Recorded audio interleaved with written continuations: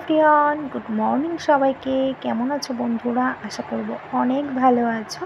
আমরাও কিন্তু অনেক ভালো আছি। আজ রিম্পা চন্দনার রান্নাঘরে কিন্তু আবারও চলে এসেছি নতুন একটি রেসিপি নিয়ে তোমাদের সঙ্গে। আজ কিন্তু নিয়ে এসেছি আমরা ম্যাঙ্গো জ্যাম।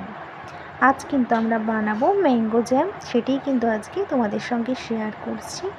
এইভাবে যদি বাড়িতে ম্যাঙ্গো জ্যাম বানানো যায় তাহলে কিন্তু দোকানের থেকে কেনার কোনো প্রয়োজন হবে না।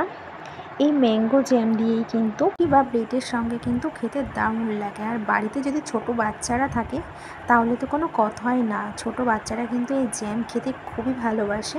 তাহলে চলো বন্ধুরা, আর বেশি কিন্তু কথা বললাম না। ভিডিওটা কিন্তু তোমরা একদম স্কিপ করো না বন্ধুরা, পুরোটা দেখার জন্য অনুরোধ রইল। আর আমার নতুন বন্ধুরা যারা আছো তারা কিন্তু অবশ্যই পাশে থেকো। আর আমার চ্যানেলটাকে যারা এখনও সাবস্ক্রাইব করনি তারা কিন্তু অবশ্যই একটু সাবস্ক্রাইব করে পাশে থেকো। তোমরা না পাশে থাকলে কিন্তু আমরা এইভাবে এগোতে পারবো না। একে অপরের পাশে থাকলেই কিন্তু তবেই আমরা কিন্তু এগোতে পারবো। প্রথমে দেখো, আমরা কিন্তু এখানে কাঁচা আম নিয়েছি। কাঁচা আমগুলিকে কিন্তু আমরা ছোটো ছোটো করে টুকরো করে নিয়েছি। এবার কিন্তু আমরা একটি কড়াই গরম করে তার মধ্যে কিন্তু 2 কাপ জল দেবো। তো আমরা এখানে কিন্তু দুটো আম নিয়েছি, এর জন্য আমরা 2 কাপ মতন কিন্তু জল দেব। এবার কিন্তু মিডিয়াম আঁচে আমরা ঢেকে দেব 5 মিনিটের জন্য। 5 মিনিট বাদে দেখুন কি সুন্দর সেদ্ধ হয়ে গেছে। এবার আমরা একটি ছাঁকনিতে কিন্তু ছেঁকে নেব। এবার আমের কিন্তু পাল্পটাকে আমরা নিয়ে নেব। একটি চামচের সাহায্যে কিন্তু আমরা খুব সুন্দর করে কিন্তু ছেঁকে নিচ্ছি।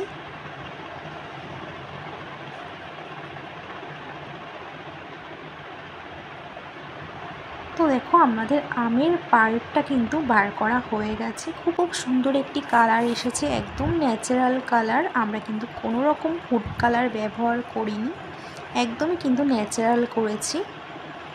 তো দেখো, এবার কিন্তু আমরা এদিকে একটি কড়াইতে কিন্তু আমরা ফার্স্টে কড়াইটাকে ভালো করে গরম করে নেব। এবার কিন্তু আমের পাল্পটাকে আমরা কড়াইতে দিয়ে চামচ দিয়ে একটু নাড়াচাড়া করে নেব। আমরা এখানে 200 চিনি দিয়েছি দুটো আমে। এবার কিন্তু চামচের সাহায্যে খুব ভালো করে কিন্তু আমরা নাড়াচাড়া করে নেব। আর দেখুন কালারটা কত সুন্দর এসেছে, একদম ন্যাচারাল কালার। কোনো রকম কিন্তু আমরা কালার ব্যবহার করিনি, ফুড কালার। তোমরা দেখলেই বুঝতে পারছো কালারটা কিন্তু খুব সুন্দর এসছে।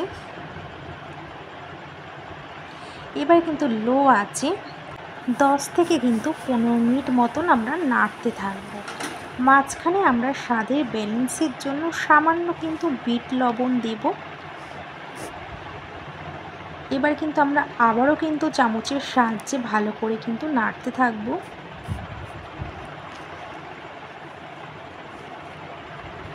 পনেরো মিনিট কিন্তু হয়ে গেছে। এবার দেখুন জ্যামটা কি সুন্দর একটি কালার এসেছে।